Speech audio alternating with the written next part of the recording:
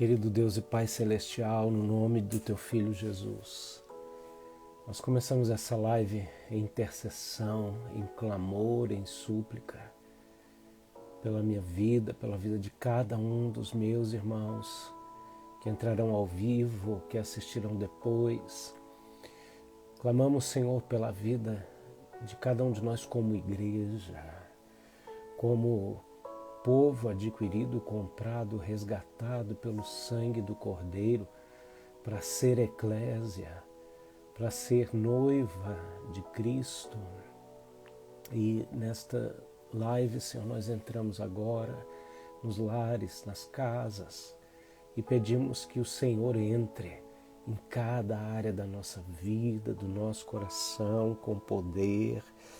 Ó Pai, com o poder transformador de Jesus, nos aproximamos do Teu trono da graça, certos, ó Pai, da vitória que há no sangue de Jesus, porque a Tua palavra nos diz que Tu não é homem para mentir, nem filho do homem para se arrepender. Ó Deus, a Tua palavra também nos afirma que a Tua palavra não volta para Ti vazia, sem antes cumprir aquilo que Te apraz. Por isso, Pai, nos apresentamos como igreja diante do Senhor e declaramos: nem a morte, nem a vida, nem principados, nem potestades, nem o passado, nem o que há de vir, nada nos separará do amor de Cristo Jesus, o nosso Senhor. Nós rejeitamos toda e qualquer obra contrária, nós rejeitamos tudo e qualquer coisa que não provém do Senhor, toda altivez que se levanta contra o Teu conhecimento. Nós agora repreendemos em nome de Jesus. Aplicamos o sangue de Jesus sobre nós, pedindo perdão pelos nossos pecados cometidos por palavras, por pensamentos, por atitudes. E pedimos, nos envolve com a Tua mão, com os Teus santos anjos. Vem nos cobrindo, Senhor, em nome do Senhor Jesus, ó Pai. Meu Deus, toma nossos familiares, toma os nossos amigos, Senhor, em Tuas mãos. Depois a Tua palavra garante, agindo Deus, quem impedirá? Então vem, age com poder. Pai, toma o tema desta live, Senhor, que vem aqui para exortar, não para falar mal da Tua noiva, mas para criticar aqueles que, sendo noivas, se comportam diferentes, Senhor, daquilo que deveriam ser, e que haja, Senhor, em nós uma convergência de pensamentos para que estejamos alinhados com o Teu pensamento por meio de arrependimento, de transformação de mente, coração e caminho, Senhor.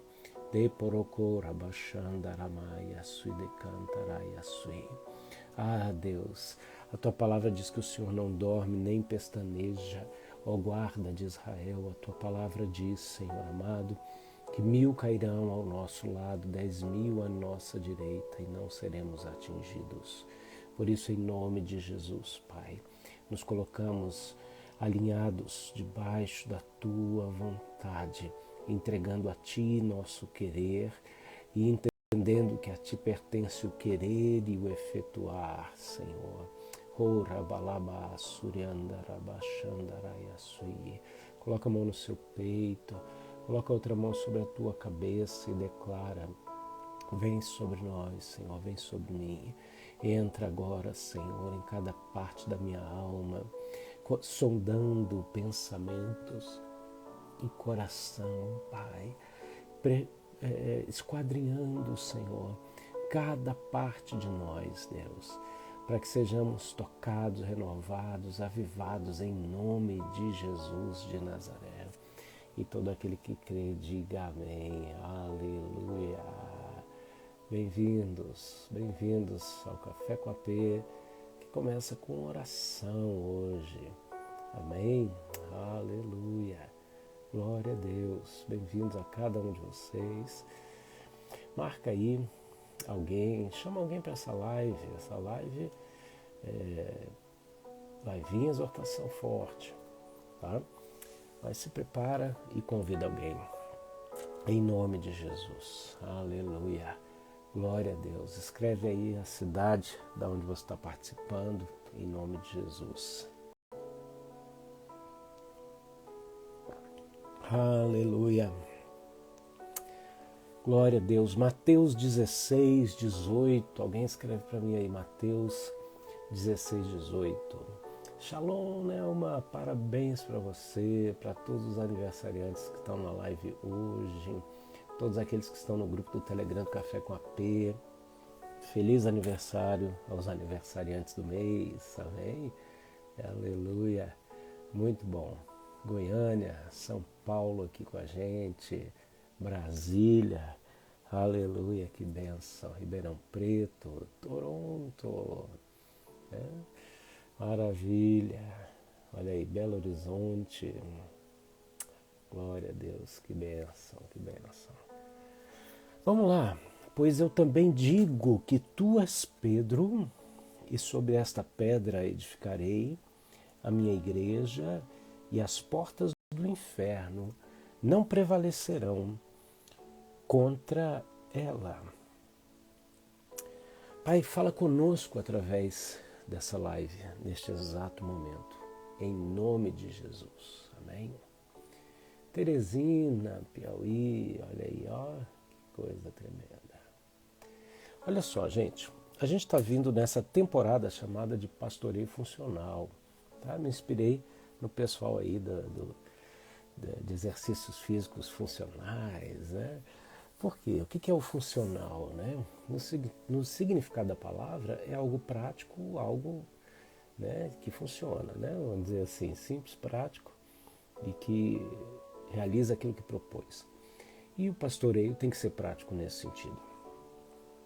Muitas vezes nós vimos ou vivemos um pastoreio de apagar incêndios, né?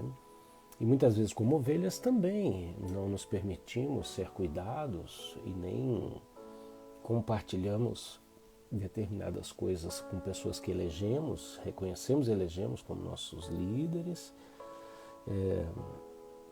Então, de ambas as partes, requer de nós necessidade de aprendizado e de crescimento. E nessa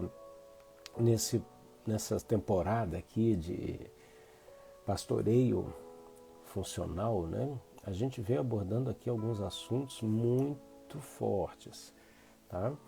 Então a primeira coisa que a gente viu foi o Evangelho da Glória, onde ali a palavra de Deus nos fala em 2 Coríntios, no capítulo de número 4, verso 3 e 4, que se o nosso Evangelho está encoberto, olha que terrível e que tremendo. Quer dizer, o Evangelho todo-poderoso de Jesus de Nazaré pode estar encoberto, como o próprio Deus foi rejeitado e é rejeitado. Tá?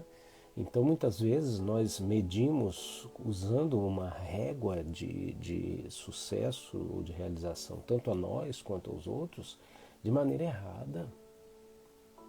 Porque se você pensar em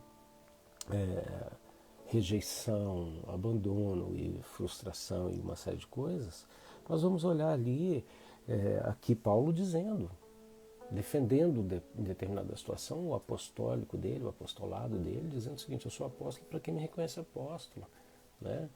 Conta a história dele, prova que ele era um apóstolo, né? Mas também diz: eu sou apóstolo para quem me reconhece apóstolo, né?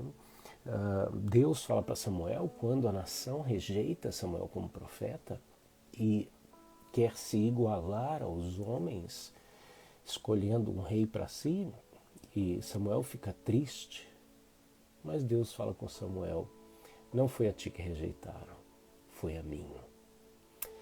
2 Coríntios 4,3 fala que se o nosso evangelho está encoberto, para que os que estão perecendo está encoberto.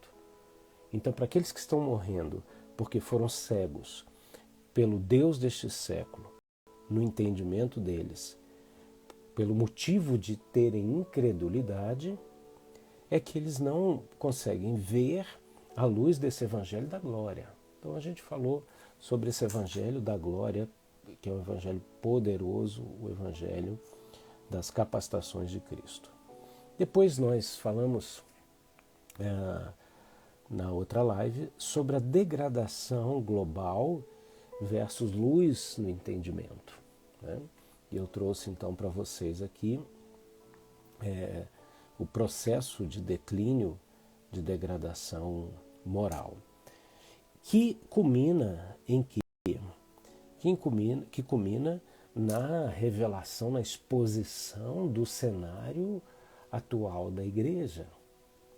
E a gente poderia até pôr o título dessa live, que ao invés de usar aqui o título cenário da igreja atual, a gente podia botar, né? Cenário atual da igreja versus o cenário da igreja atual.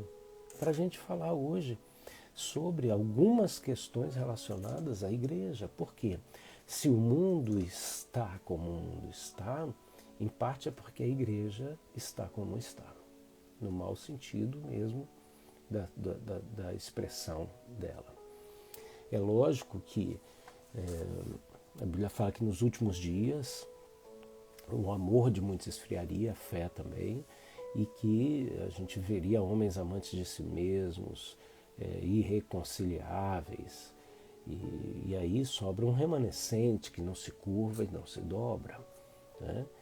Então, cabe a nós orarmos e entendermos o que nós, como igreja, estamos deixando de fazer para influenciar a sociedade e o que nós, como igreja, somos remanescentes diante de um mundo em degradação.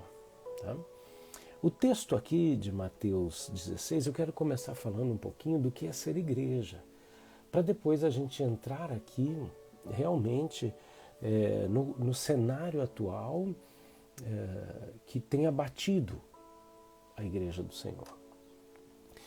Esse texto aqui, Jesus está dizendo para Pedro, Pedro, tu és Pedro, né? E sobre esta pedra, que pedra? Jesus em Pedro. Não era Pedro o modelo, mas era a rocha eterna Cristo em Pedro. Era sobre essa rocha que Jesus, que o próprio Deus estaria estabelecendo a sua noiva, ao ponto de que as portas do inferno não prevalecerão contra ela. Então a primeira coisa que a gente percebe é que existe um modelo para a igreja. E o modelo dessa igreja não é outra igreja. O modelo dessa igreja não é outra igreja, por quê? Porque a gente fica medindo os padrões de sucesso baseado em outros ministérios. E aí o que acontece? Coisas que Deus deu para determinados ministérios, não necessariamente Ele vai dar para outros. Só que aí as pessoas vão seguindo um carimbo, um Ctrl+C, Ctrl+V, um copia e cola. E aí saem replicando isso como se a estratégia fosse o modelo de sucesso. Então a gente poderia pegar qualquer exemplo aqui de estratégias que Deus deu. Seja essa estratégia de discipulado, de pequenos grupos, de formatação de culto, de estrutura de templo, de formas de adoração, de estilos musicais, de qualquer objeto artístico que a gente pode e deve adorar a Deus. E a gente vai criando estereótipos e tira Deus do seu devido lugar e coloca essas ferramentas no lugar de adoração. E aqui reside o problema.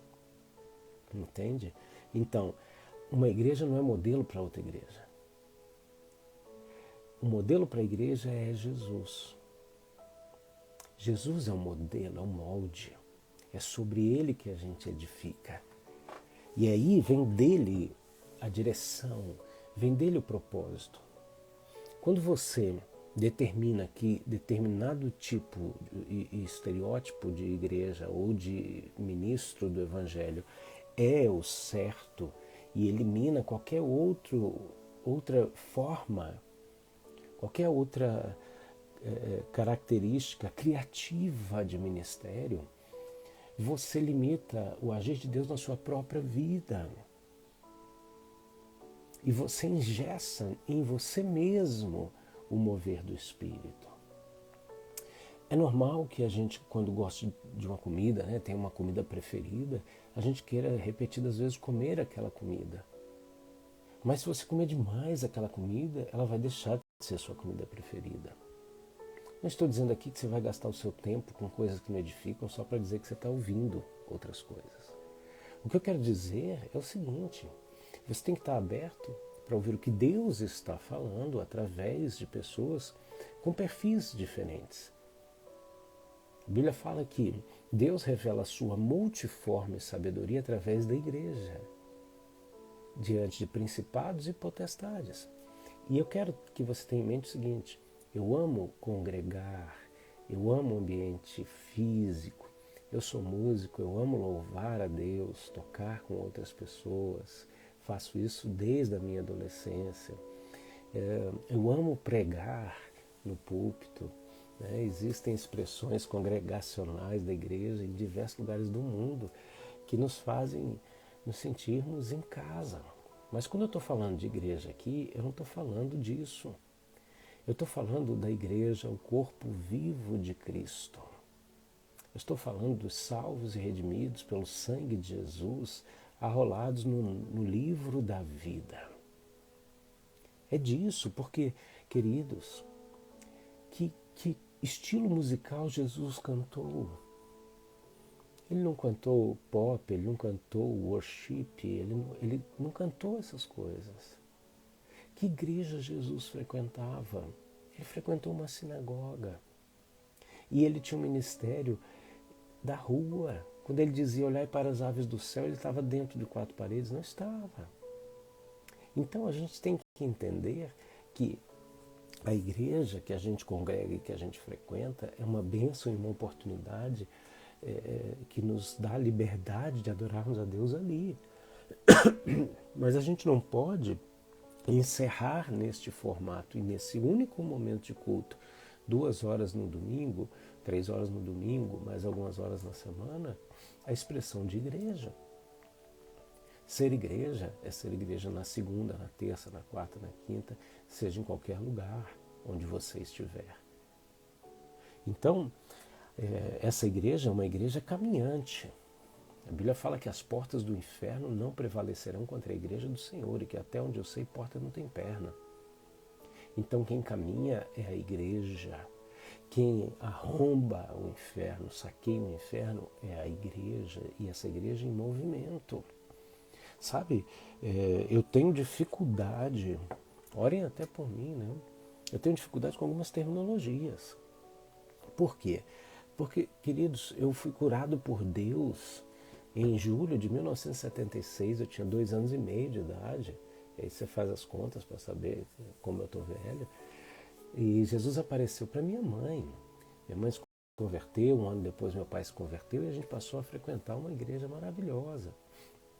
Só que eu nunca ouvi o meu pastor dizer assim, porque na minha igreja, a primeira vez que eu ouvi algum líder num púlpito chamar a igreja de minha igreja, de sua igreja, me chocou muito, eu não sei você. Eu acho que não tem problema eu ouvir uma ovelha dizer assim, porque na minha igreja. Sabe por quê?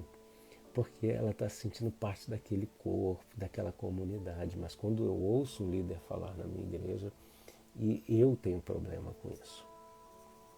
Por quê? Porque até onde eu entendo, quem é o dono da igreja é Jesus. Quem tem igreja é Jesus. Eu não tenho igreja. Quem tem igreja é Jesus. Quem tem ovelha é Jesus. Eu tenho discípulos que eu faço, mas são discípulos de Jesus. Eu não estou aqui para discipular pequenos Rafaezinhos. Eu estou aqui para dizer para eles, naquilo que eu estou imitando Cristo, me imita. Naquilo que eu ainda não estou, você me ajuda. Mas Jesus tem ovelhas, Jesus tem a igreja. Essa igreja caminhante, Jesus usou algumas palavras que não eram do teor bíblico, ali do contexto bíblico,